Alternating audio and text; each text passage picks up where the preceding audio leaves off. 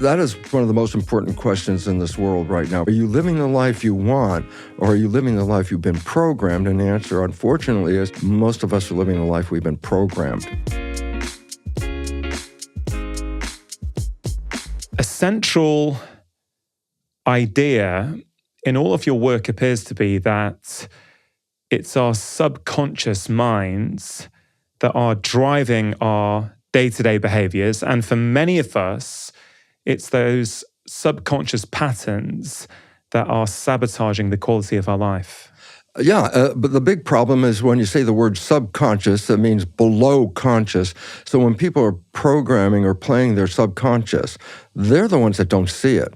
I talk to people, I say, well, I give them a story for like 40 years, the same story. I say, you have a friend and you know your friend's behavior very well, and you know your friend's parent. And one day you see your friend has the same behavior as their parent. And I joke and I say, well, hey, Bill, you're just like your dad. And I say, I know exactly what Bill's going to say. First thing he's going to say is, how can you compare me to my dad? I'm nothing like my dad. And yet everybody else can see he's like his dad. The only one who can't see it is Bill. And this becomes the most profound point because he's programmed by his dad in the first 7 years, and he plays these programs 95% of the day. And the reason why he plays the subconscious programs is because the conscious mind is busy thinking. And thinking is an inside job, not looking out. And I go, yeah, well, let's say I'm driving my car and I start thinking, and then my conscious is not looking out now. My conscious is thinking of something. I say, well, then who's driving the car? And I go, this is the most important point. The subconscious is autopilot. The moment the conscious is not paying any attention about something, subconscious sits in and starts driving the car according to the program. And that's where the issues come from. The subconscious programs were downloaded by observing other people. So when you're playing your subconscious, you're not playing you, you're playing your download, really. And you don't see it because you're thinking, but everybody else sees the response. And this is where the whole disconnect comes in, because people think, oh, I'm a happy, wonderful, loving person, and they have trouble out in the world, and they don't understand it, but what they're missing is, you're not playing that happy, loving person except 5% of the day. 95% of our behavior is coming from below consciousness. And we're the ones that can't see it when we play it, but everybody else, of course, is seeing exactly what we're doing. So the whole idea is, are you living the life you want, or are you living the life you've been programmed? And the answer, unfortunately, is most of us are living the life we've been programmed, and the programming comes from other people. So it's not our lives. Yeah, this is such a key point, because as you're just demonstrating there, right, we can see patterns in other people so clearly. But they don't see it as well as you do it. Yeah. Well, the reason, let's give a reason why programming occurs, okay? The brain is a computer. Most powerful computer that humans have ever experienced. But it has parallels to computers. And number one is this. In the old days, when you would buy a computer, before they put the programs in, you could bring it home, brand new computer, plug it in, push start, boots up, screen's on, and I say, do something. And people, well, no, I can't do anything. So you got a brand new computer. No. First, you have to put programs into a computer before you can use that computer. The brain of a human is the same thing. The screen lights up in the last trimester of pregnancy. It's ready, but there are no programs. So the first 7 years of a child's life is the brain is not operating at the higher level of consciousness, higher level, higher vibration. That's what we talk about. We put wires on a person's head, electroencephalograph, read brain function. A child up through 7 is not operating at consciousness except for a little bit. It's primarily operating at a lower vibration called theta. And I said, well, what is theta? I say, it's expressed as imagination. So that's how children can have a tea party and they pour nothing into the cup and then they drink the nothing and then they explain how that was the best tea they ever had. Or a child rides a broom saying it's a horse. In the child's mind, that is not a broom, it's a horse. But it's mixing imagination and reality. But theta is hypnosis. And the significance of that is children have to learn how to become a member of a family, the rules. Member of a community, the rules. I go, how can an infant, a young kid, learn these rules? They can't go to school, they can't read the book and all that. And I say, you don't have to. Nature provided theta hypnosis so that they can observe the parents, the family, and the community. Just observe their behavior and download those as programs. Age 7, then that's when they start to become more conscious and engaging themselves. So the first 7 years is programming, and then after that, we play, actually, unfortunately, 5% of our life from our creative conscious mind, 95% from the program. Interesting point. Is this a new idea? And I go, 400 years, the Jesuits have told their followers, give me a child until it is 7, and I will show you the man. And what they knew is exactly what we just said. First 7 years is programming, but after age 7, 95% of your life is coming from that program. So if you can program the child for the first 7 years, then the rest of the life of that child is actually an expression of that program. Yeah, it's interesting. We've covered, I guess, similar themes on this show in the past, but through a different lens. That our childhoods are hugely influential in terms of our adult behaviors. We develop, we adapt. So, we take on certain behaviors to survive, to be accepted by our caregivers, to get the love and the validation from our parents or whoever might be looking after us, our teachers maybe. And they potentially served us well as children, but we're still playing out those same behaviors when we're adults, but we're not children anymore, we're adults. And we need to now re-examine them and go, do I still want that behavior in my life? Or do I want to, as you would say, reprogram it so I can live a different type of life? That's the most important insight that people need to know right now. Because as I said, if you're playing a subconscious program, by definition, you're playing it not with consciousness, you're playing it without you even paying attention to it. And I say, but why? Well, that's what I said. The conscious mind is creative, but the conscious mind can think. I go, so what's the difference? I say, well, creative is all that imagination, but thinking is an inside. If I ask you, I say, tell us what you're doing next Monday. And it's not written here anywhere. And for a moment, you're going to say, oh, let me think. And then you're going to come up with an answer. And I say, yeah, but where was the answer? It wasn't out here. The answer was in here. So I said, oh, then you had to redirect your attention for thinking to look inside. But the moment you're looking inside, then you're not, by definition, using the conscious creative mind to look outside. And that's when the subconscious, as the autopilot, steps in and will manage the things that you're not paying attention to. But it will only manage it according to the downloaded program that you got in that first 7 years. And it's very hard. If I say, well, what program did you get in that first 7 years? And the issue is this, well, you were being programmed before you were born. Last trimester of pregnancy, we already know that programming is occurring. I mean, a simple thing is if you play music through the abdominal wall when a woman is pregnant and the fetus is inside, she plays the music. When that baby is born, it will instantly remember or know that music. It even, if the father is talking, the voice of the father is transmitted through the abdominal wall. Baby is born, the father says something, the baby knows exactly who that voice is. So that's even before you're born, okay? Then I say, yeah, but you got programmed from before birth, you got programmed a whole year from 0 to 1. I say, so what do you remember? You go, there was no memory there. I say, okay, you got another whole year of programming from 1 to 2. I say, what program did you get? He said, I don't know, because consciousness wasn't engaged. And so the problem is programmings were coming in, but the individual had no conscious awareness of the program. It just was record, playback, record, playback. That's what it's all about. And then I say, well, this becomes a problem because then I say, well, what are your programs that essentially control your life? And the answer is, I have no idea what those programs are.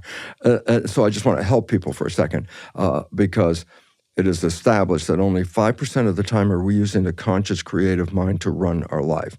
95% of the time is coming from the program. So here's a simple insight. The things that come into your life that you like, they come into your life because you have a program to accept them. But those things that we want and we work hard and we sweat over and put a lot of effort, I'm going to make it. I'm going to make this happen. I'm working on it. I'm working real hard.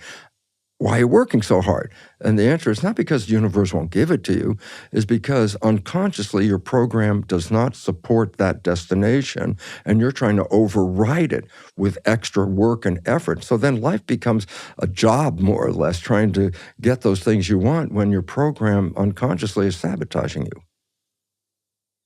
You know, as we have this conversation, Bruce, I've been a practicing medical doctor for just over 21 years now. And there's been a real evolution in my thought process throughout my career. I've, from very early on, felt that a lot of the time in medicine, we put sticking plasters on our patients' problems, which really aren't solving the underlying problem and are at best just keeping it at bay for a few more weeks till they return back. That's at best. I think I realized early on that if I can help my patients change various things in their lifestyle, the way that they're living their life, food, movement, sleep, stress, sure, it can have a huge impact. Yes, absolutely. But then over the past few years, I thought, what's going on here? Because a lot of people have done that. They've changed their life. They feel better. So they've had the knowledge. They've experienced it. They felt better for maybe 6 months, maybe a year, maybe 2 years. And sometimes people would revert back to their previous behaviors. I thought, what is going on here? And I've really carefully examined the patients throughout my career who have not just changed in the short term, but changed and transformed their lives for good. And there's always been a big shift up here in their minds, the way they think, the way they approach the world, right? So when I think about your work and what you've just said to me, and I look at it through the lens of health, and many people listen to this show and watch it because they want to get healthier, I feel that a lot of the time, the reason they can't make lifestyle change stick is because the underlying program that was driving them to behave in a certain way has not been addressed. That's exactly what the problem is. When people say the mind, the idea that, there's a mind, a single mind, I go, well, that's the first mistake. There are two minds. We mentioned conscious and subconscious. But we also have to mention this. They each have a different function, and they, most importantly, they learn in different ways. So the conscious mind's creative, and that means it's the one with the imagination and things that you want and you desire, and you can put that in. And you could read a book, a self-help book, and you say, oh, I got all this knowledge now from this book, and I went to the lecture, and I did all these things. I got all this knowledge. My life hasn't changed. I go, well, that's because the conscious mind, being creative, can learn in any number of different ways. You can just go, aha, I have a new idea, and your conscious mind can change. The subconscious mind, by definition, is the habit mind. And I go, significance. Habits resist change, because if habits change, then they're not habits anymore. So all of a sudden you say, well, if I download a habit, can I, think out of that habit? I go, no, because that's not how it learns. And so the conscious mind, and most people are very smart. I'm sure, look, this audience has been listening to you for a long time. They got great understanding, and many of them will go, yeah, I really understand what you've been talking about, but somehow or other, with all that knowledge, my life is still the same. And I go, that's because when you educate the conscious mind, that's easy. But that process does not create a habit. So you can have a super smart conscious mind, all the data, all the material. I read the book, I know everything about it. I go, yeah, but that doesn't change the program on the inside. A lot of people think, well, I'm going to give myself a good talking to. And that's where the joke comes, because I say, there's nobody in the subconscious mind. It's the exact equivalent of a hard drive in a computer. It's got programs in it. There's nobody in it. And you can talk till you're blue in the face with the conscious mind, trying to tell the subconscious mind, change the program. I go, that's not how it learns a program. I want to talk about how we can start to go about changing these programs. But before we get there, where does stress fit in here? Because if you look around society these days, many people are living in a state of stress. Yes. So how does stress and living in a stress state relate to our conscious and non-conscious minds? That is perhaps one of the most important questions in this world right now for a very simple reason. We believe so many issues and diseases are associated with genes.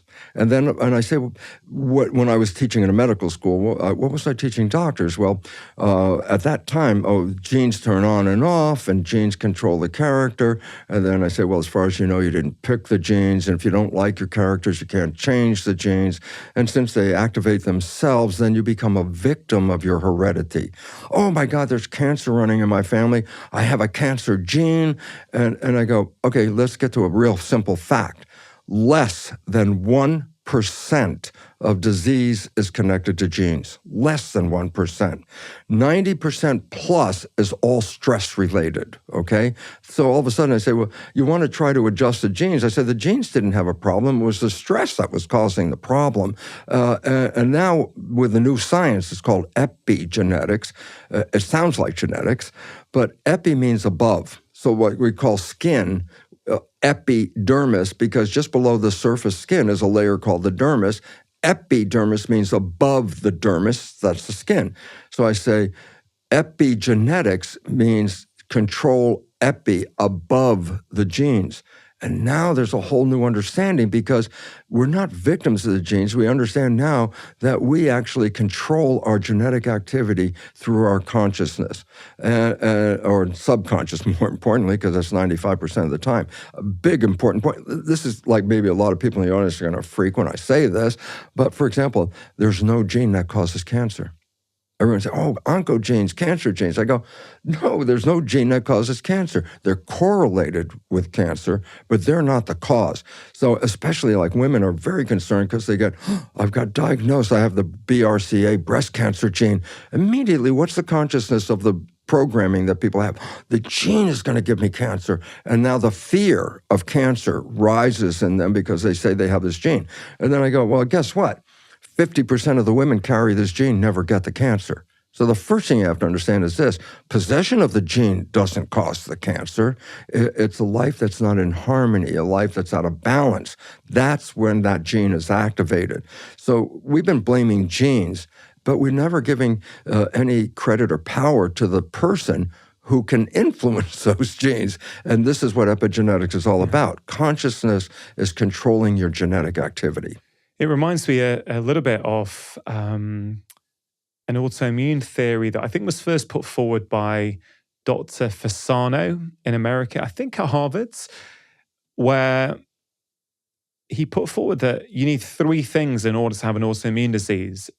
You need, yes, the genetic predisposition, not the genetic destiny, the genetic predisposition. Yes. You need some sort of environmental trigger. There you go. And you need a degree of intestinal permeability, which is also known as leaky gut colloquially. It says if you have those three things, then you can develop autoimmune disease. And I always found that really fascinating because it kind of made sense to me that, yes, you can have a certain genetic blueprint, but actually how that blueprint plays out is going to depend on your environment and your lifestyle. 100%. That's so important. There's a very interesting insight here, and that is when people follow the fate of a child adopted into a family where there's cancer, they find that the adopted child will get the same family cancer at the same probability as any of the natural siblings. So an adopted child gets that cancer. But here's the point. The adopted child came from totally different genetics. So it was not the genetics that pushed that cancer. It was being adopted into a family where the programming was not giving them wholeness, health, happiness. It's just stressful, very stressful programming. And as you said, stress. American Psychological Association recognizes 90% of doctor visits are stress-related visits. And we don't focus on the stress that's like, a side thing. I say, no, it's not a side thing. It's the number one thing that is coming from the top down. And the genes are blueprints to make the proteins of the body, 100,000 different proteins, like building blocks, okay? Proteins are complex molecules, and they wear out. proteins wear out all the time. So you have to replace them. I said, well, how do you replace this complex molecule? And the answer is DNA is a blueprint to make a protein. I go, so what? And I go, well, you go into an architect's office and she's working on a blueprint. And I say, well, ask her, is your blueprint on or off? And she would look at it and go, what are you talking about? It's a blueprint. It's no on and off. I go, precisely. Genes cannot turn themselves on and off. They don't self-actualize. They're controlled by environmental signals. And all of a sudden, oh my God, well, if the environment is controlling this, then you're programming in the environment, your lifestyle in the environment, and all these other things now become the primary controlling factor of your genes, not the genes. And we have to let go, because when I was programming the doctors that, genes turn on and off and all that stuff, I was programming that people are victims. Because, as I said, as far as you know, you didn't pick the genes, you can't change them, they operate by themselves. And so we were programming victim. And then it turns out the new science of epigenetics is not victim, you're the one that's actually controlling it with your behavior. Yeah, this is such a key point. I think just to pause on this idea that if we are simply just going to be playing out our genetic destiny, then we've lost a huge amount of empowerment. And a couple of things come to mind here, Bruce. I felt very strongly early on in my career that one of the most important things I need to do with any patient, with every patient, is to make sure they walk out my door with a feeling of empowerment, so that they feel, even if they've had, a horrible diagnosis, that there's something they can do to influence how they're going to feel, to influence the outcome. Maybe not even a reversal sometimes, but just, influence how they're going to feel with that condition. Well, what I have to say is this: knowledge is power, and lack of knowledge is a lack of power. When people don't know that they're involved with their own life and their own genetics and their own behavior because they're programmed to be the victim, then they become a victim because they have no knowledge of this. And what you're doing, what I'm doing, is let's wake up. You are powerful if you understand how this works. And if you don't understand how it works, you just say, no, it's not me. I'm not in control. And people walk away feeling like there's nothing I can do. The genes are controlling this, and I don't control the genes. I go, well, that's the story that's wrong. And when people are allowed to walk away from a medical practitioner with that belief, then that practitioner in no way has helped that patient. Because the idea is this: as you said, I've got to help them get a better attitude when they walk out of this building. I have to give them more power so that they have more power. Because if they walk out saying, there's nothing I can do, then the game is over at that point. I'm interested in your individual journey, Bruce, because you come from a very, very strong and respected scientific background.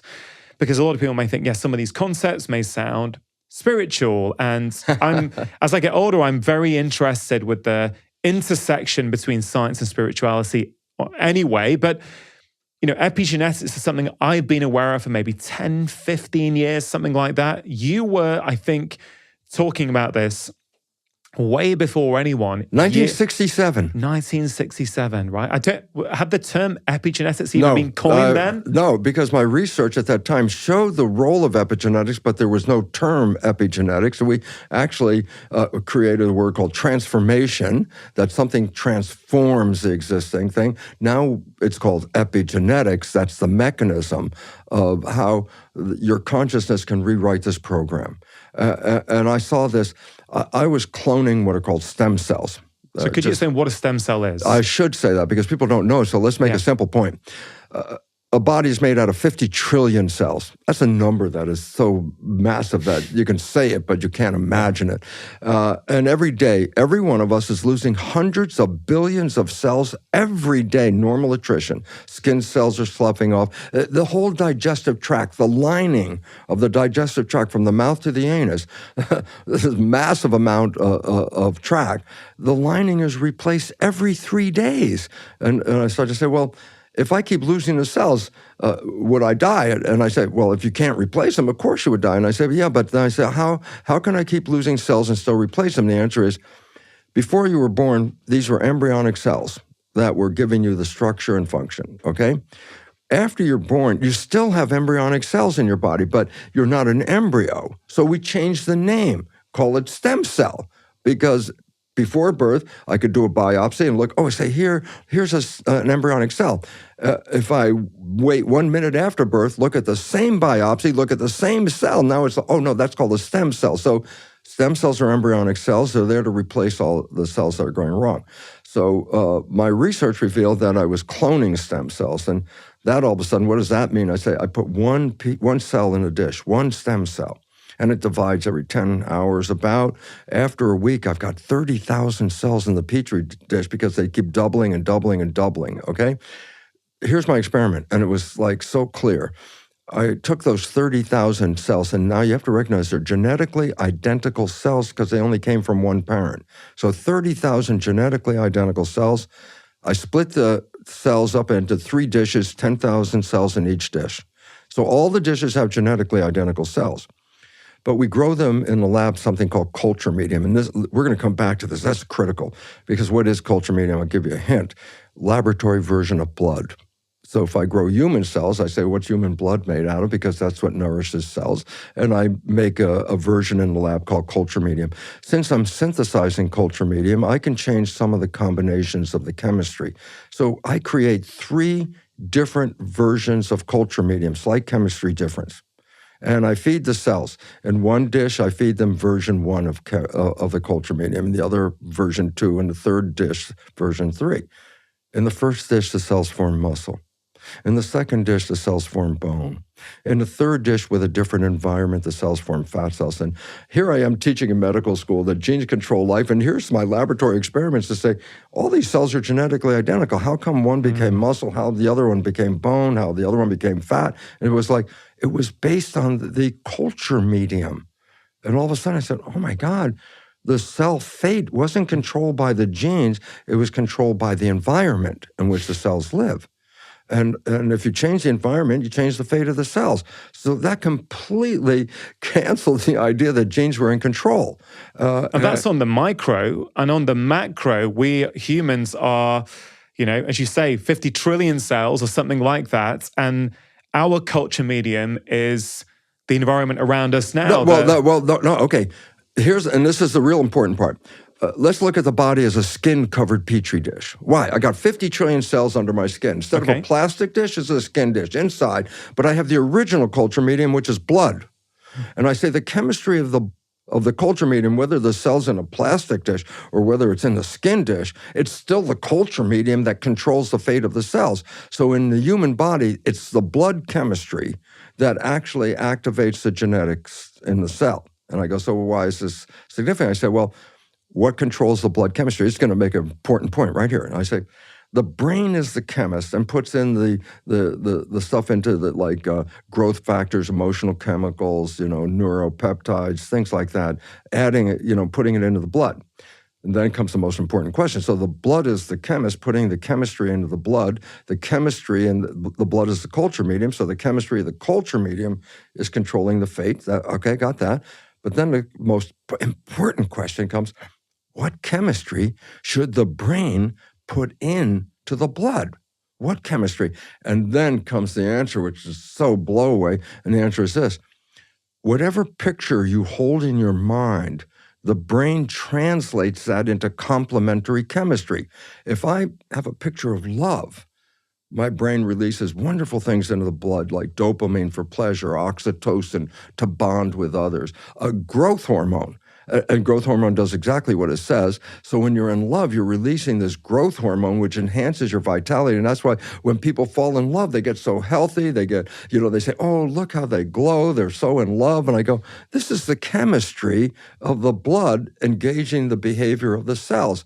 But I say, well, but what if I'm holding a picture of something that scares me? I say, well, you're not going to release love chemistry. You start to release stress hormones and factors that affect the immune system and all that. And I said, well, that's a different chemistry. I go, yeah, just like in the culture dish, a different chemistry leads to a different genetic activity. And all of a sudden I said, oh my God, your thoughts are being turned into complementary chemistry, which then controls your genetics.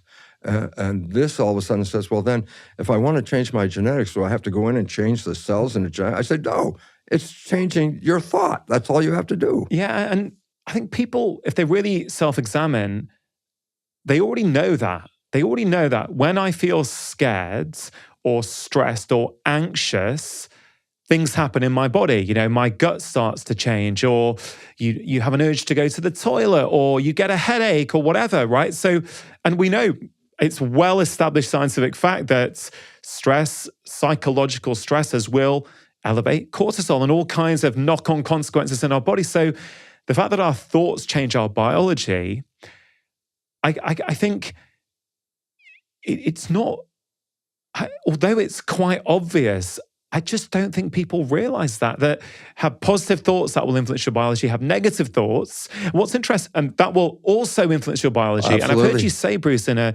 interview I've heard you in the past, I think you said 60% of these unconscious programs are disempowering and are limiting beliefs that Yes. we've acquired from other people. 60%. Yes, that's a massive number. And then recognize, but that 60% is coming from the subconscious. So the individual playing that subconscious is the one that they're not even aware they're playing this subconscious. So their life seems to be out of control. Oh, I want to be happy. I want to have a great job. I want to have a great romance. I said, that's conscious wishes and desires. Conscious wishes and desires, subconscious habit. Okay? So how do we change it? Oh, that's the first question. I always remember very, very much how I was so excited by the mechanism, the biology, and how the chemistry was adjusting, the genetics and all this. And I would love to tell people. And I remember every time I finished a lecture, the first question was, "How do you change it?" And I was like, at that time, I didn't have any idea how to change it. I just recognized how it worked, and it was so frustrating. But now, I've really, over the years in my study, now I really understand how you change it. And the idea is, well, how do you change a program? That was the issue. Not how you change the conscious mind, how do you change the subconscious mind? Because it doesn't learn. Conscious mind learns by just whatever you read the book, I learned it, okay? Subconscious mind doesn't learn that way. I say, how does it learn? I say, well, in the first 7 years, that's when I said the programming went in. The brain wasn't functioning at the higher level of consciousness. It was actually a little lower. That was called theta, the vibration, the imagination, and all that. That's hypnosis, okay? So the first way we learned programs was hypnosis, because the function of the brain was at a lower vibration. Some people might remember the old days when hypnotherapy, they'd have a watch, and the hypnotherapist said, swing the watch back and forth, and they would say, "You're getting tired, you're getting tired." And what was the point? When you get tired, you lower the vibration of the brain. And the moment you fall asleep, actually, consciously, the next level of activity of the brain is theta before it goes down to the lowest vibration, delta, sleep. So every night when you go to bed, there's a period just after you close your eyes and you're essentially disconnected for a moment, your brain is operating in theta. Well, theta is hypnosis, okay? So I said, well, that's how your brain was in theta during that childhood period as predominantly. Now you're an adult. I say, yeah, but you have theta every night when you go to bed. So I said, what can you do? And this is the old story. You've heard people do it. You put a pair of earphones on at night. You play a program that you want to be true in your life. And while you're awake, you might hear the program. But it's the moment you fall asleep, the conscious mind shut off, but the subconscious mind is now in record, theta. So whatever is coming through the earphones at that moment after you fall asleep, you don't hear it, but the subconscious mind is hearing it and downloading it in a state of theta. So the first way of changing a belief system is to get into theta. And this is called self-hypnosis. Put the earphones on, play the programs for health, happiness, love, joy, whatever, and just go to sleep, which is really cool because you don't have there's no studying here. You just play the program. Yeah. I mean, so you're saying when we're tired, so that's, I guess, last thing at night, maybe first thing in the morning as well? Same thing, but it's a little harder to judge when you're coming awake rather than when you're going to sleep. Got it. So the nighttime, just before you go to bed, a really important part of the day where you can, I guess, consciously make a decision to reprogram your subconscious mind. Yeah. What does this look like? Is this self-recordings that people make? Is this I don't know, like, for example, are there hypnosis programs that Yes. they download? Or sometimes people will fall asleep Yes. to conversations like these. So help me understand, help us all understand, is it something specific, or are all of these things helpful? Well, all these things are helpful, but the most specific ones are when you have put in a program that you specifically want to be true in your life.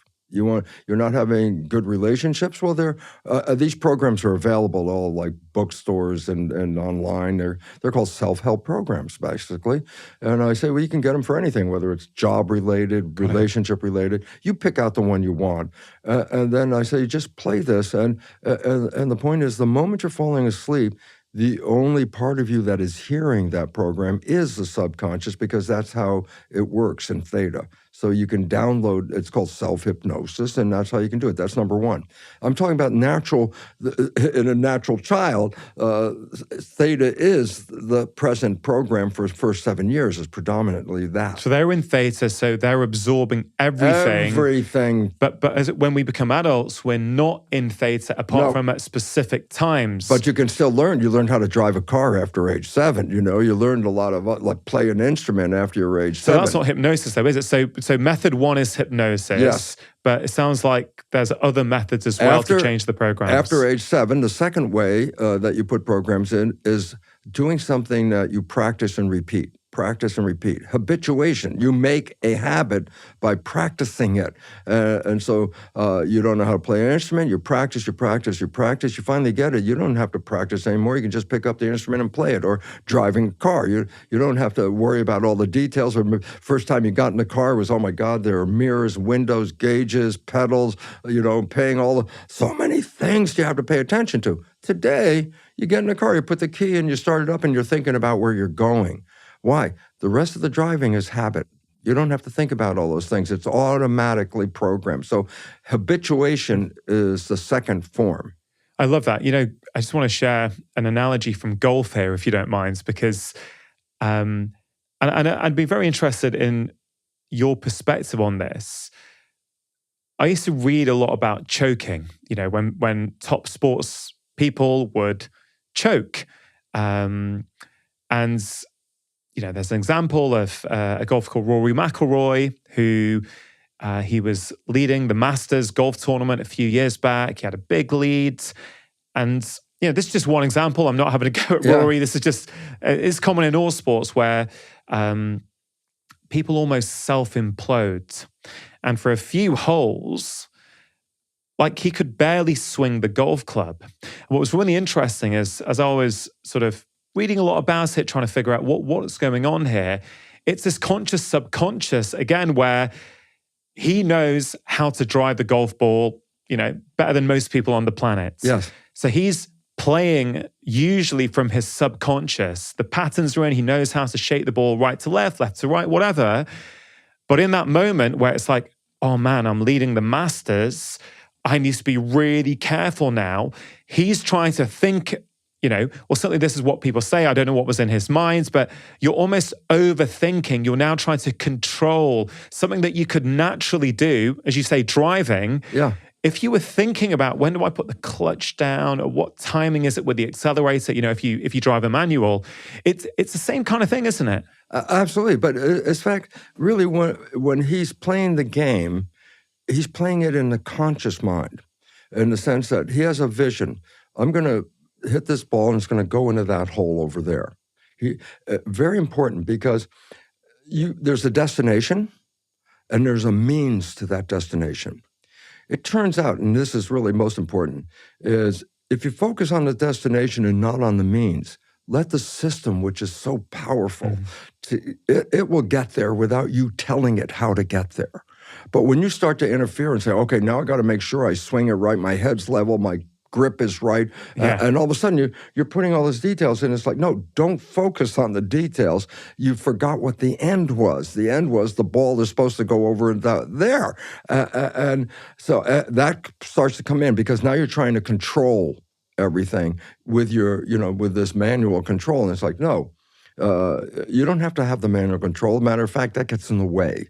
Yeah. The body knows what you want. You don't have to tell it how to get there. That's a big issue in our lives because I want to be successful. How? Oh, I got to do this. I got to do this. And I say, oh, you're planning all these things, and your conscious mind is not even the subconscious is 1,000,000 times more powerful a computer than the conscious mind. So I say, you're going to take this little small conscious mind and try to run the bigger computer. It's like, that doesn't work. Let go of the control. And this is the whole thing. I mean, it's I just came to my mind. A lot of people say, let go, let God, or something like this, some phrase that people always say. And I go, well, that's actually the way to do it. Focus on what you want, but don't try and tell the universe how it's going to happen. Don't tell them that I'm going to do this and this is going to happen. I go, no, you just focus on what you want. The intelligence of this supercomputer, the subconscious supercomputer, it won't handle it unless you put your hands into the machine. I said, keep your hands out of the machine. Focus on where that ball's going to go. I mean, he already practiced. Remember, I said, we did the habit. We did the practice. Whether you're driving a car or hitting the golf ball. Practice. Yeah, so it starts off in conscious and then becomes subconscious. I think people can all resonate with that, whether it's a sport or 100%. musical instrument, right? Same kind of thing. So again, it's not that hard to believe that if you practice the patterns that you want, after a while, they're going to happen automatically. This is exactly what it's all about. You don't think about the details of driving when you're driving. They just automatically, you could have conversation, you could be off in thought, and you're still driving the car. So what's an example of, we mentioned the first method is hypnosis. Then the second one is habituation. The second one is habituation and repetition and practice. Yes. So do you have any examples of things that people can practice, can do and go, right, I'm going to practice this so that I start to change my subconscious behaviors? Well, this is exactly true. What's interesting is actors that are really good have a character. They read the character, they learn the lines, but they have to act like a character, okay? It's not just reading the words. You get someone like Renee Zellweger, and she did the diary or something. I forgot. Yeah. And it's interesting because the character is 40 pounds heavier than Renee. And when she got into character, guess what? She gained 40 pounds. Her conscious, the program just, okay, I'm 40 pounds. When she got finished playing the character, then the 40 pounds disappeared. As long as she was in the character, she became the character. Dustin Hoffman, one of the great actors, was playing Willie Loman in Death of a Salesman, a very depressive character. And he was brilliant at it, except that he had to check out and go out of the theater and go into a hospital, a neurological hospital, because he became so depressed because he took on the character of this person. And what I'm trying to say is, who you think you are is what you could get there. But now the problem is, who do you think you are? And I go, well, that's part of the programming. When we grow up, here's the biggest problem in programming, I'll tell you right now. Parents act as coaches for their kids. I go, what does that mean? I say, well, let's say a kid on a sports team isn't doing well. The coach doesn't say, oh, please try harder. No, he says, that's not good enough. Who do you think you are? You don't deserve to be on this team. But this kid is older and conscious and aware. When the coach is saying that, the coach is trying to say, do better. That's what you should do. A child under 7 is not in consciousness, but a child under 7 is in record. So the parent's acting as the coach. That's not good enough. Who do you think you are? You could do better than this. I say, the child under 7 is, I'm not smart enough. I'm not deserving. I'm not good enough. That's a program. Okay? They didn't understand the meaning of the parent under 7 because consciousness was not that function of the brain at that time. Just record. And I say, well, this is where the problems come from in our lives. Because parents want to help us, so they figure if they needle you, stick you, that you're going to do better without recognizing if the child's under 7, they don't have any comprehension of what you're saying, but they are recording. And then you'd say, well, then 95% of my life is coming from what? not smart enough, not good enough, not deserving. And if that's the program that's running, then the behavior will manifest that program. Not good enough, not smart enough, not healthy, whatever it is. And so we have to recognize we become these programs. And if you want to change, that's when I say, the new age, I always laugh about it, it's called fake it till you make it. I said, what does that mean? I said, well, you're not a happy person. I go, so what? And I say, then all day long, whenever you can remember, you just say, I am happy. I am happy. No matter how miserable you are, you just keep repeating it because repeating is habituation. Practice, repeat, repeat. And then one day you wake up and guess what? You're happy. Why? Because once that program is installed, then this expression of that subconscious will manifest that program. I noticed that when you walked into the studio, 2 floors down, I don't know, maybe 45 minutes ago, something like that, you walked in with a smile, we were chatting, and then you paused it felt like you were intentionally spreading joy, love, happiness. You made some really nice, meaningful comments to the 2 receptionists, which put a smile on their face, and then you walked on with me. Yes. Is that what you're talking about? An intentional practice where you act in the manner, you act as the person you want to become, almost like you said about actors, right? You're trying to, and I know from your history that you weren't always this way. No. Right? No. So this has been a change, and maybe later on we can talk about that, but you've almost taken on the role of an actor, but that actor isn't actually someone foreign to you. That actor probably is who you innately are and who you are innately meant to be. That I have become. That you become. Okay. That was it. Because I started to recognize what I'm putting out is coming back. If I'm going to put out, anger or something, I'm going to receive something that resonates with anger. If I'm angry, I'm not going to activate a happy person, but I will activate somebody who will respond to anger. It's called resonance. And what you put out will return to you what you put out. What happens though, Bruce, if you are giving off that energy of happiness and joy to someone? Yeah. And for whatever reason, they don't want to hear it. It's like they're being run by a different subconscious pattern. Yeah. People aren't nice to me. I'm not worthy of a nice comment, Yeah. or whatever it might be. And they aren't able to accept the joy and the smiles that you're putting out. Presumably, does that happen from time to time? And how do you react? Sometimes, but you know what the most interesting thing is? People want to be recognized at some point. Like in the city, everybody walks, eyes on the street or eyes not looking at other people and stuff like that. It's like, so the other people don't exist. But I noticed when I was living in New York that if I just walked down the street and I could catch somebody's eyes and I'd give them a smile, that's all I do is just look at them with a smile. All of a sudden, they would just make this response that somebody recognized them as being this person.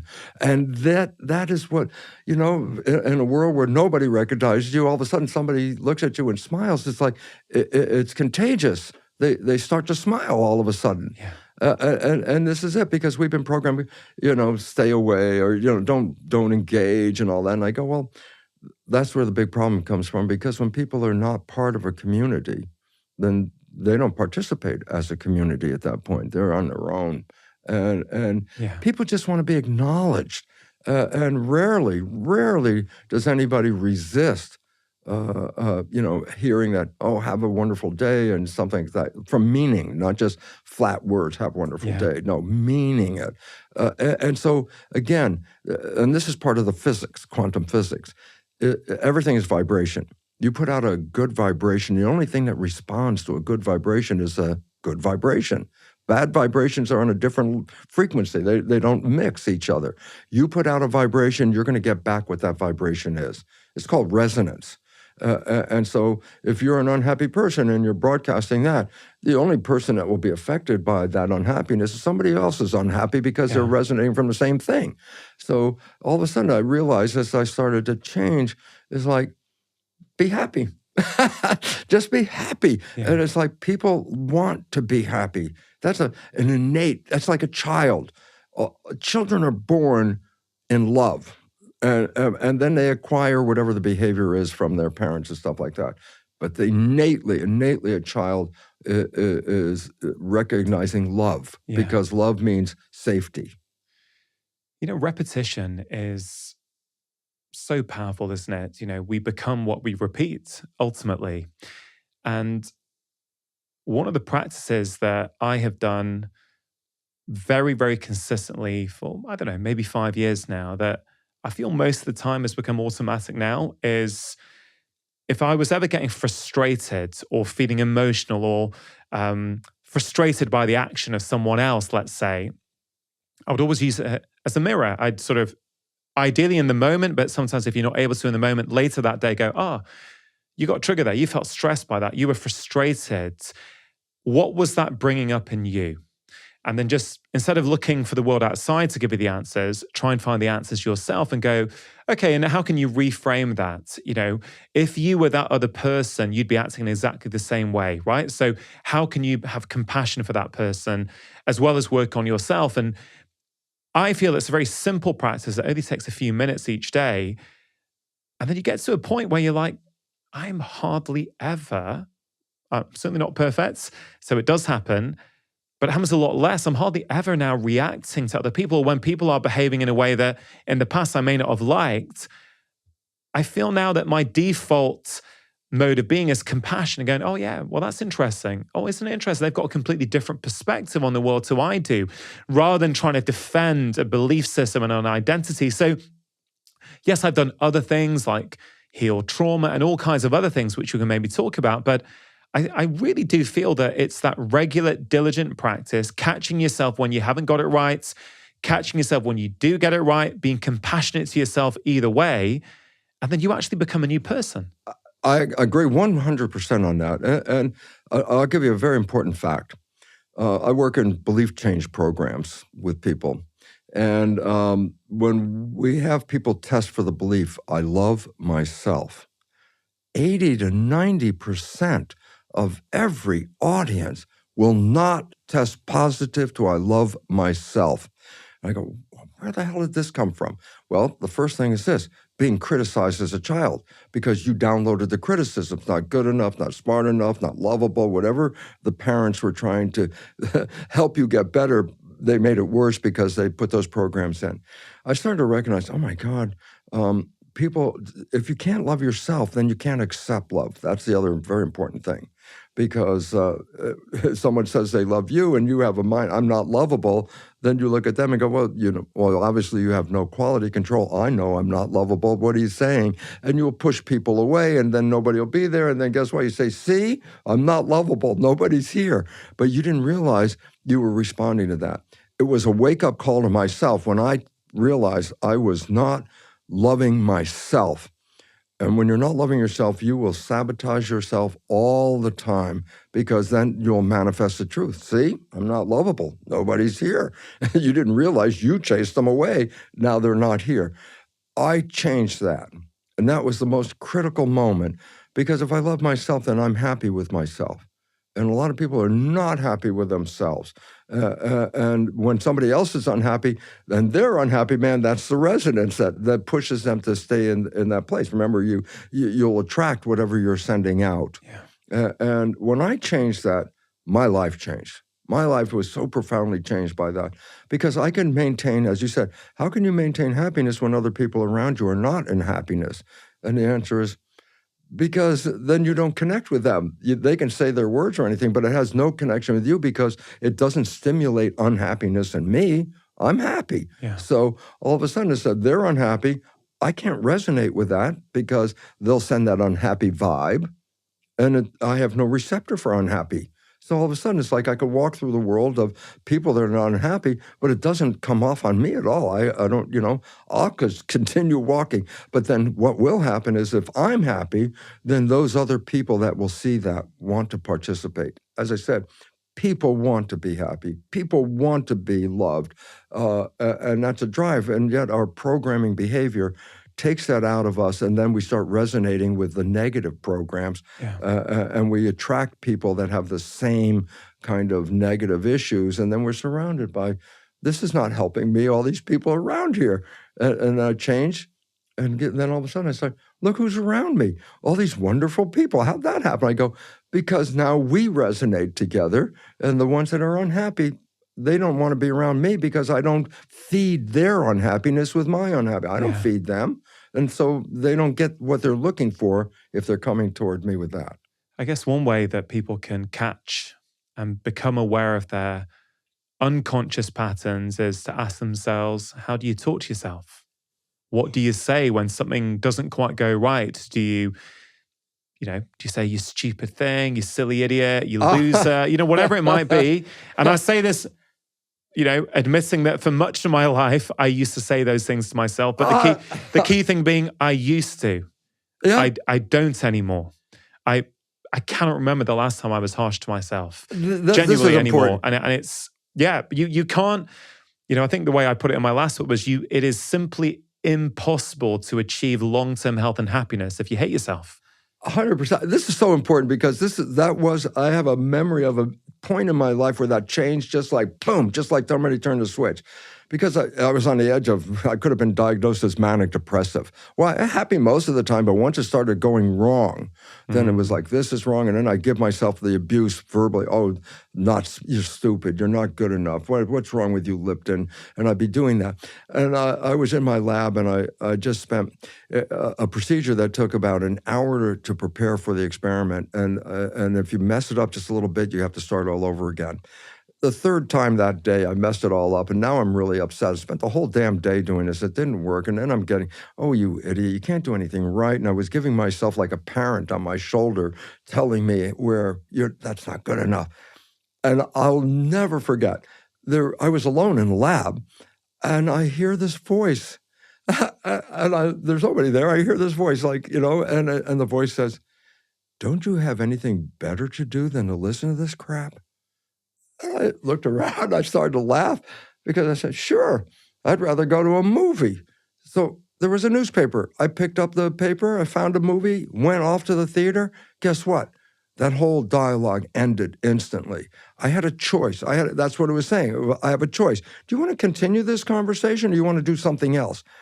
That was the moment of empowerment that was so great because it said, stop, stop. Do something else. Get out of here. Mm-hmm. And next time I started to get a little depressed, first thing that came back was the humor of that, and I'd laugh, and I go, okay, I'll do something else. After 3 or 4 times, guess what? I've never been depressed since that time. Never. Why? It just doesn't hold in my mind. If a depression, like a negative thing starts happening, I don't sit there and play it over and over and over again, which makes you go downhill. I just, I have a choice. It's a choice. Do I want to listen to this stuff or do I want to do something else? Bruce, this is something that I think is so important because... Sorry to interrupt. If you are enjoying this content, there's loads more just like it on my channel. So please do take a moment to press subscribe, hit the notification bell, and now back to the conversation. So many people do struggle with negative thought patterns and they then get stuck in a vicious negative cycle. And you've used to explain how you were there. Again, the key thing being were there. Yes. But many people feel stuck, right?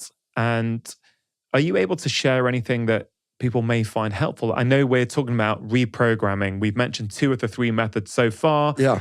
Number 1, hypnosis. Number 2, repetition and changing those habits. We'll get to the third one shortly, but in terms of, I don't know if this is a good point or not for you to share anything practical when someone is really, really struggling. Well, I guess it was as simple as I just said. Right. If you can get consciousness to step in for 1 second and say, do you want to do this? That's all you need to have that question. Do you want to do this? And if the answer is no, then all of a sudden, guess what? It was a moment of choice. Go do something else. Just do something else. So I guess the lesson is that we've always got a choice over our thoughts. Yes. So what we're trying to help people do is cultivate that self-awareness first of all. Oh man, there's that record playing. Why don't I take that record off and put a new one on? That, you say, well, that sounds simple. I said, but that's what it is. Let's don't make complexity out of this. A thought is something you can perpetuate. You can keep these thoughts going, and that's the unfortunate part, because if your programming doesn't give you really positive thoughts, once these negative thoughts keep running, they just run on like that record just keeps playing, and it'll take you downhill all the time. And as you just said, how simple is it? Stop. I remember there was a show, Bob Newhart, the comedian, and he was a psychologist, and somebody started, in his office, a patient, and then he just looked at him and said, "Stop that, stop that," and that was actually what the whole idea was. Stop it. But we have a tendency just to keep the record going, keep the record going. I say, is this record going to take you up? And I say, hell no, this is the downhill record. When's it going to get better? It's not going to get better. So what are you going to do? Stop. Just stop. Yeah. Bob Newhart, just stop. Yeah. And this idea that the first 7 years of our life are crucial. Yes. Okay.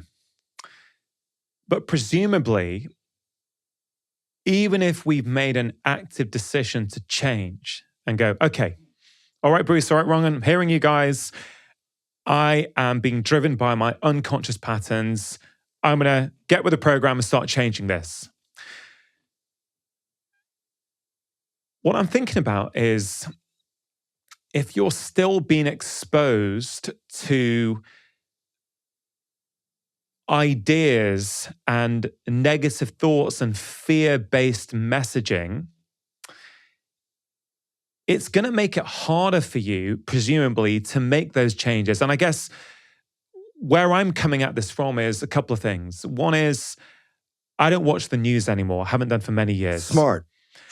And I know to some people that's a very controversial idea. I mean, what does it mean to be an informed citizen of the world? I kind of, I welcome that discussion at some point if someone wants to have it, but I genuinely don't see how my life is enhanced in any way by watching the news. It doesn't make you feel good. It doesn't help you be more loving, more collaborative. It's intentionally, and I don't mean this necessarily in a manipulative way, but just by virtue of the fact that it's competing with other news channels, they've got to make it scarier. They've got to make it more fear-based to grab your attention. Yes. Right. So the news is one thing which I think many people are addicted to watching the news. They watch it and consume it regularly, don't realize what it's doing for their passing. I'd welcome your view on that. And then I guess the follow-on on that for me also is that if we're constantly consuming information from outside news, social media, whatever it might be, it's kind of hard to know who we are. Like, what do we think? Is the way we think really us, or is it simply a reflection of what we've been consuming? Well, basically, let's take one step back, because here's a very important part. People say it, but most people don't understand it. But from a biomedical physics point of view, life is energy. Energy in our body is what fuels us, keeps us moving. And I talk to people, I say, how much of your energy are you giving away every day? And I say, what do you mean? I say, you're putting out energy. Are you getting anything back from this? Or are you making any changes out there with your energy? You can go into a bar, you can have a political argument with somebody, get heated up, which is wasting energy. You get all riled up and you got this argument, and then you walk out of the bar and say, what changed? Did you change anything here? And I go, absolutely not. I said, did you get heated up? Yeah. Did you spend all that energy? Yeah. Did you get anything out of it? Absolutely not. I come up with the idea of, we have a checkbook with our account in the bank. I said that money in the bank is energy. That's what it is, that you can do things with. I said, you don't just write checks for nothing. You don't give, oh, wow, what a nice smile you have. Here's $50 for you, or 50 pounds or whatever. And I go, you don't just pass out this money. I say, why not? Because if you write this check, you're taking it out of your resource and you're not getting anything from it. I said, what if I gave you an energy checkbook? I said, what does that mean? I said, well, if you're going to use your life energy and you're going to write a check here, are you getting anything back from that energy you just spent? I say, can you change something? No. Then why the hell are you putting your energy into it? I put my energy into things that enhance my life or enhance the life of my community. That's where I put my energy. And why? Because it's giving me something productive with my energy. Most people waste their energy with arguments and all kinds of stuff like that. You're not changing anything. You're just using your life, because energy is life. And so it's basically, I said, well, if I give you that energy checkbook, I bet you'd be very much more cautious about how you're using your life energy during the day. Because if you're just wasting it, you didn't get nothing out of it. You changed nothing. So that's how I look at it. I say, if I'm going to put my time into this, do I get something, or does my community get something? If not, I disconnect. Why? Because what am I going to, that's my life. Why do I want to give energy to this when I have no influence over what's going to happen? You can get all the political arguments you want. You're not going to change politics. You can watch the news, and that's the part, because then you get caught up in the story. And I say, yeah, you're caught up in the story. What can you change here? Nothing? Why are you getting caught up in the story? Because you have no influence over the story, except they can eat your energy up, and you can't. And there's nothing that energy that you just used will do to help any of that stuff you just saw on that news. And people, if they actually had to write a check for spending their life energy, all of a sudden you're going to see how quickly lives are going to improve. Because what they're going to do is now keep that energy for their life instead of giving it away. Yeah. I want to talk about relationships, Bruce. We've spoken a little bit about how our subconscious programming can negatively impact our health and our mood and our day-to-day sense of well-being. Our relationships with other people are a huge source of well-being. They're a huge source of stress, but they can also be a huge stress reliever if we have these close, nourishing relationships. And right. Where, in your view, do these unconscious patterns play out in our relationships with other people? Oh, well, I could give you the best example, me. Because I said, look, you get programmed in that first 7 years. And I said, how do you get programmed? You watch your parents, family, and community. So in that 7 years, how do I know about relationships? Well, I watch my mother and father, because that's the example of relationships that I'm downloading. Well, they were dysfunctional. And I say, so what was the result? I acquired a dysfunctional understanding about relationships by observing them and downloading those kind of programs. For 40 plus years, I could never get a relationship off the ground. Why? Because if I start all of a sudden playing these programs, then potential relationships would disappear, because nobody wanted to do that. My parents didn't want to do that, but they did it, but I downloaded it. And that's when I started to realize, my God, I have to change this whole thing about relationships. And I rewrote my own programming to understand, look, what I downloaded from my family, this is not going to get me what I want in this life. And it comes down, what do I want? Oh, now I have an idea of what I can program. And the joy about this is I didn't have any really good relationships. I met my partner now, Margaret, when I was 50 years old. And guess what? We've been on a relationship over 25 years of a honeymoon. A honeymoon, 25 years, wake up every day, go, oh my God, I'm still here. Here's my beautiful partner. And we share and we love and we work together and we do all these things.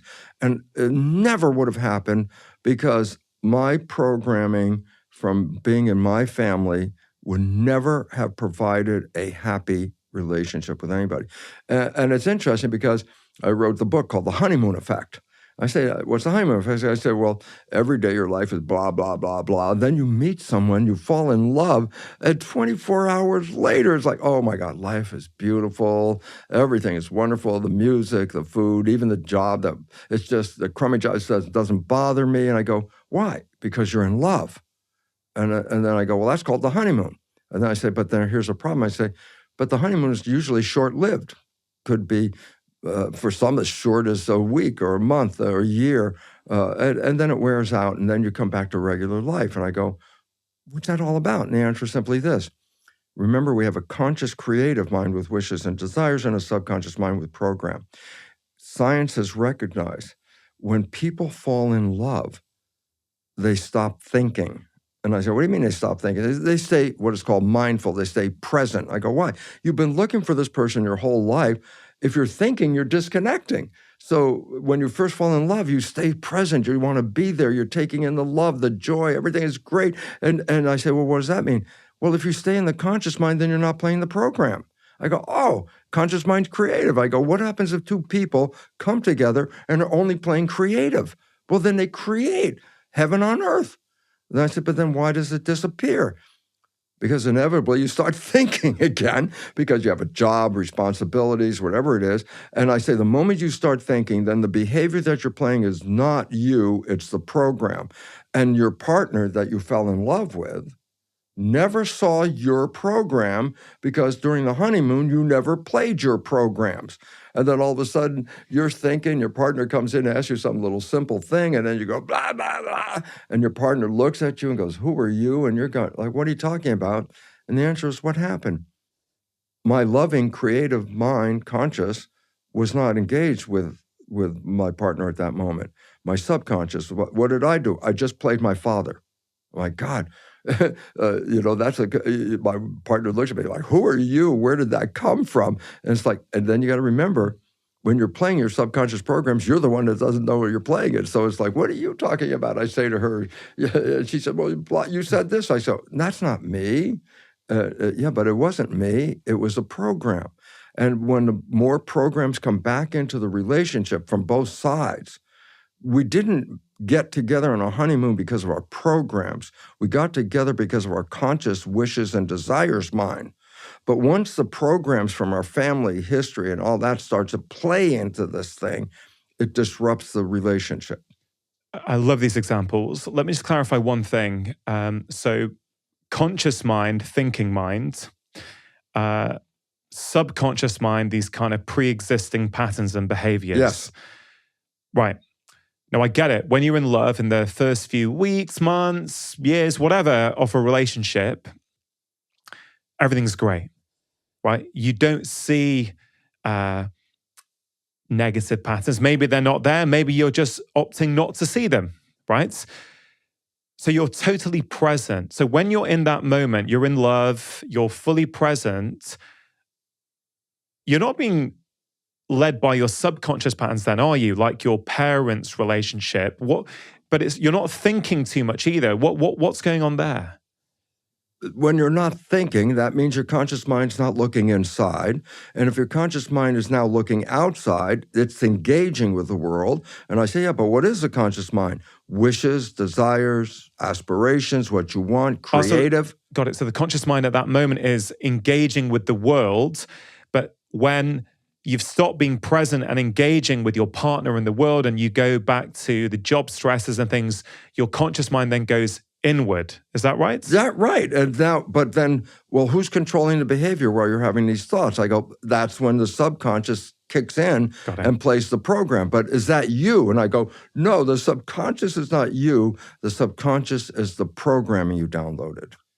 Yeah. And with relationships, I think this is a huge problem because I think many people jump from relationship to relationship thinking the problem was the other person. Exactly. Right now, of course, sometimes a relationship is not meant to be there and it's probably not the right thing to continue, right? Yeah. I get that. Yeah.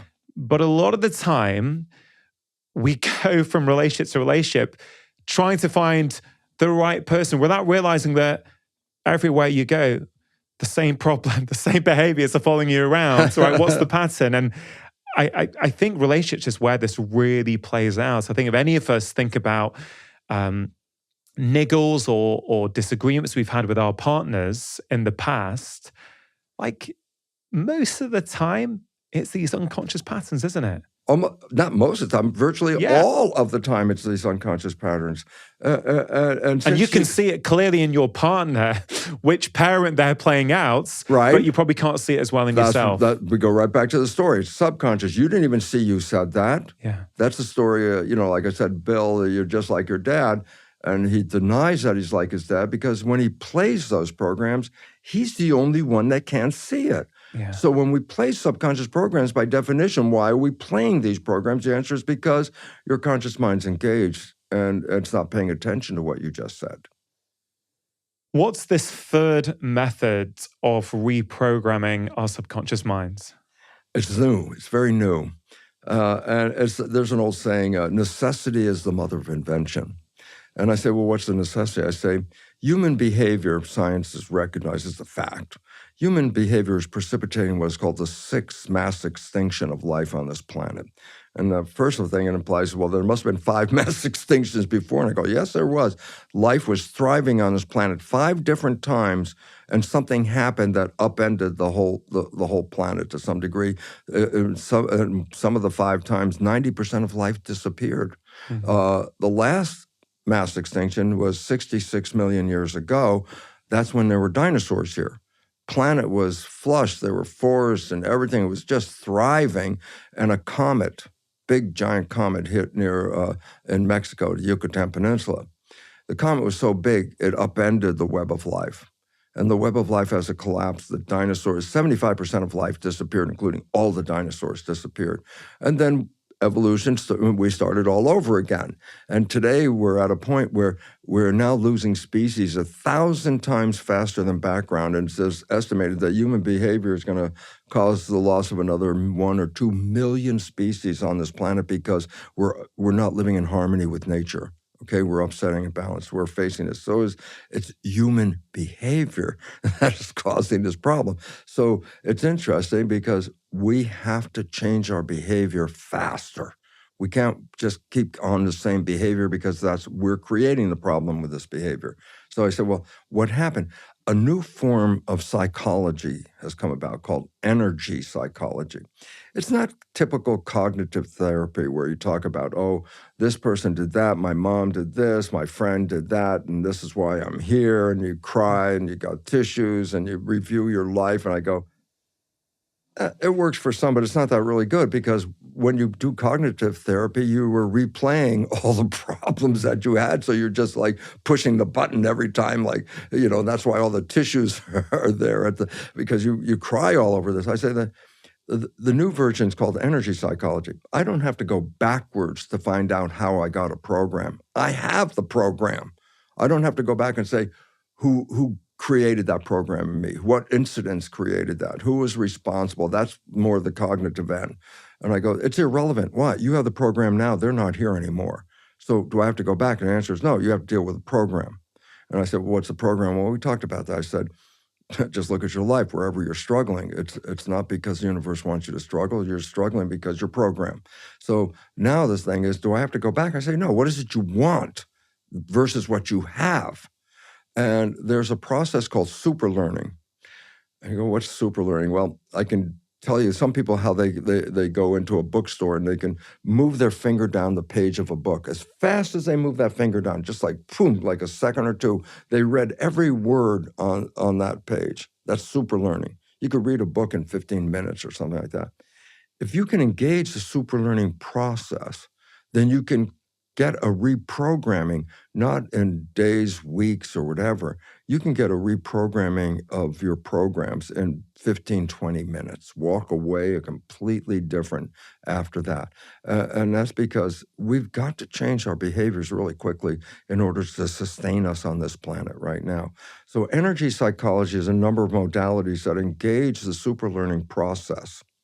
And in that process, then you can rewrite a program and walk away 15, 20 minutes later with a different life experience. It's like miracle, magic I've experienced. I wouldn't have been able to write my books if I didn't do a reprogram my subconscious. And all of a sudden I said, well, where are these? Let me just help people very quickly. My website is simple, brucelipton.com, okay? On there, I have a description of about 25 different energy psychology modalities, a little description and a website. And if you're interested, then just look these up. And if you find one that appeals to you, then check out their website and see what's going on. But to me, having experienced this, having understanding all of this, and then experiencing it is like, oh my God, to me, that's like a miracle in today's world. Because habituation, repeating things, it takes many times to repeat, or even earphones on at night, self-hypnosis, because theta is only a short period. You have to repeat that overnight, or for many times. Energy psychology, you can have an experience and walk away 15, 20 minutes later. Well, I definitely would love to learn more about these different energy psychology modalities. As you were describing the benefits and that you can potentially reprogram patterns in 15, 20 minutes, Yes. right? What I like about that, because we haven't really mentioned specifically trauma yet by name. And there are clearly a lot of therapies where people can go back in and look at their childhood trauma, their previous experiences, and they can try and go in and change them. Yes. Now, on a personal note, the one that I found life-changing was something called IFS, Internal Family Systems. I'm not sure if you're familiar with it or not. No, I don't. I'm not. with Dr. that Richard one. Schwartz. And what I love about it is that you can go back into a childhood moment in this sort of process with the IFS therapist, and you can literally rewrite the script in that moment. You go back in, let's say as your 40-year-old self, you go back to an instant that you can remember when you were 7, and you then go in and reframe the entire thing like it's your 40-year-old self talking to your 6-year-old self, understanding the situation, explaining it from both sides. And they've got some really good research on this. Yes. And it's when you go to sleep, a new memory gets laid down. And I've experienced this whereby instead of keep talking about it, oh, that's what happened. Actually, you can go back in, almost write a new script about what was a traumatic experience, and then you just start playing out a new pattern because you've rewritten that script. And I appreciate it may not be the same thing as energy psychology. I don't want. I would list it as energy psychology. Would you? Yeah, because it's not going through that repetition of let's go over and over and over again and try to talk you out of it. Do you think people can get locked sometimes in a pattern of looking at their trauma and just stay looking and say, I'm not criticizing anyone for that. I just wonder sometimes, can we stay there too long? Well, yeah, because when you go back and you play it over and over again, you're just repeating the same trauma over and over and over again. So you're making a habit to continue the trauma by experiencing it again and again and again. You're just repetition. That's what we talked about, habituation. Now you're just taking an old pattern and habituating it to even make it stronger than it was before.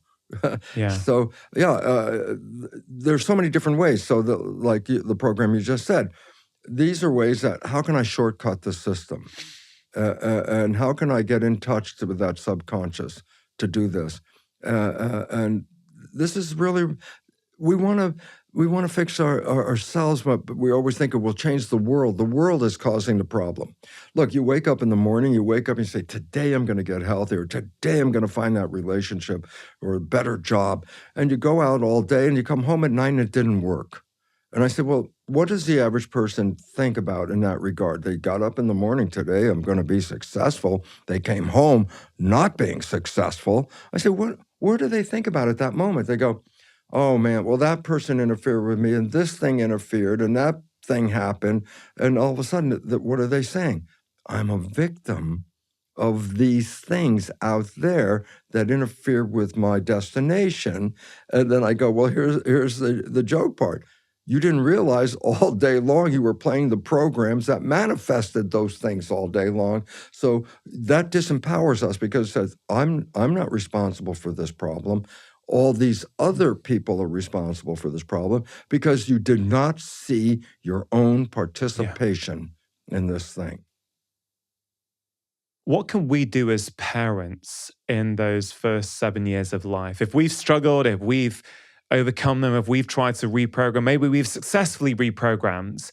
But of course, all parents would try their best to ensure or increase the likelihood that their kids don't have to go through the same struggles.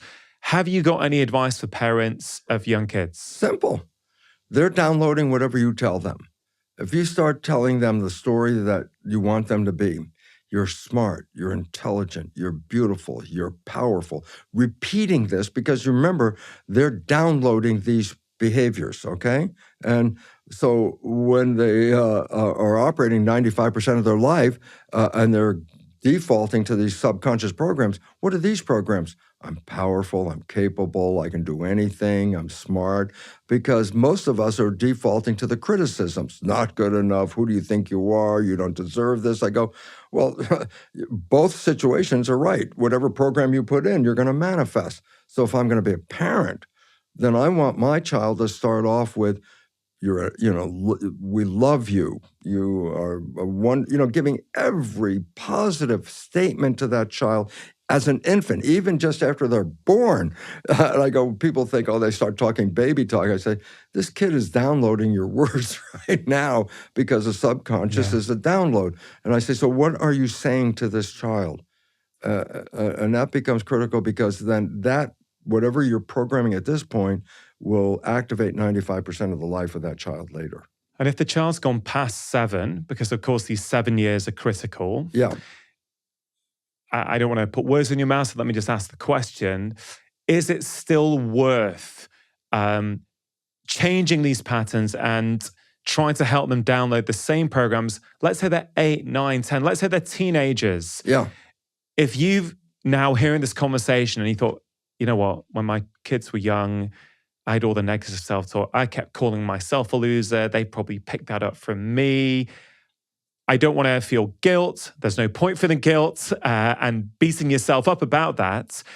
Can they still change it even if their kids are above the age of 7? Remember, the second way of change was habituation. Yeah. So it doesn't make any difference what age they are at that point. If you habituate a new behavior, then that will download. Yeah. It takes a little longer, but than before age 7, but it's still how you put a program in. Habit, repeating and repeating this, it becomes habit at that point. What do you do on a daily basis, Bruce? Are there any routines, any practices that you do to keep yourself in this happy, contented, creative mode? I wake up in love. I just wake up in love. The rest of the day flows so beautifully. There's no practices anymore for myself. Why? I put those programs in. They run automatically. I don't have to even practice it, because practicing means I don't have the program and I want to make the program. But if you already have the program, then you don't have to do the practice. And all of a sudden, you just naturally wake up. You're in love. You naturally are helping your partner, your community, your friends. It's natural. So it's not like, let me work on this. Let me be more loving to my partner. It's like, I don't have to be more loving to my partner. We're already fully in love. It's like, people say, I love you more or something. I say, no, I always tell my wife, how much love? Full amount. It's like the gas tank. How much love? Oh, I'm filled up with love. You can't put any more love in there. It's already filled up. It's already there. And so practice, by definition, means something's not working and you want to engage yourself to make it work, and then you do a practice. But what if you did the programming already? When I got with my partner, Margaret, I still had programs from my parents that weren't any good. But she knew about programming. I know about programming. And this is the important part, because if a couple doesn't know about programming, then when some behavior shows up unexpectedly, it's like, whoa, who are you? What's this all about? But if you already know that programs exist and a bad program comes up, it doesn't go into an argument. It can go into a discussion. Do you want to have this program? And then I would say, what program? Oh, you didn't see what you just said or did? And it's like, oh. And I said, well, let's change the program. And then we change the program. So what do? Over a period of time, you edit these programs. And when it gets to the point of it's editing, then do I have to practice more editing? I go, no, I changed these programs already. Here's a simple point. I said the conscious mind is wishes and desires. The subconscious mind is program. Yes. What if you took your wishes and desires and put them in as programs? Then the answer is what? Whether you're conscious or whether you're subconscious, you're still going to the same destination. Yeah. And that's the secret part. This is not a lifelong struggle. Once the programs are set, you don't have to work on it anymore. It's already done. Yeah. So it's not like, I got to do this every day. I go, no, if it's a program, you will automatically do it every day without even thinking you're doing it. So powerful. I've really, really enjoyed this conversation. Bruce, this podcast is called Feel Better, Live More. When we feel better in ourselves, we get more out of our lives. And you've beautifully made the case that if we can change these unconscious programs intentionally, we can absolutely get more out of our lives. I wonder, right at the end of this conversation that I've thoroughly enjoyed, have you got any final words, final thoughts, final bits of advice to share with people to help, I guess, improve the way that they feel? Well, yeah, it's just basically simply this, is that we are creators. We came here to create. But if you've been programmed, then you're not creating, the program is creating. And the idea is if you can then use your creation to put the program in that you want, then you can manifest what you want in this life. That's basically what it is. And the idea is, what is it we're really looking for?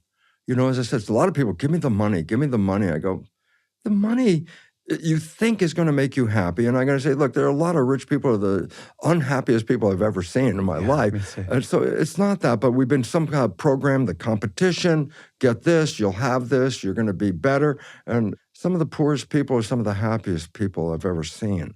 And then all of a sudden it starts to realize then happiness is not a physical thing. I need to get things to be happy. And I just have to say, I know life from both sides.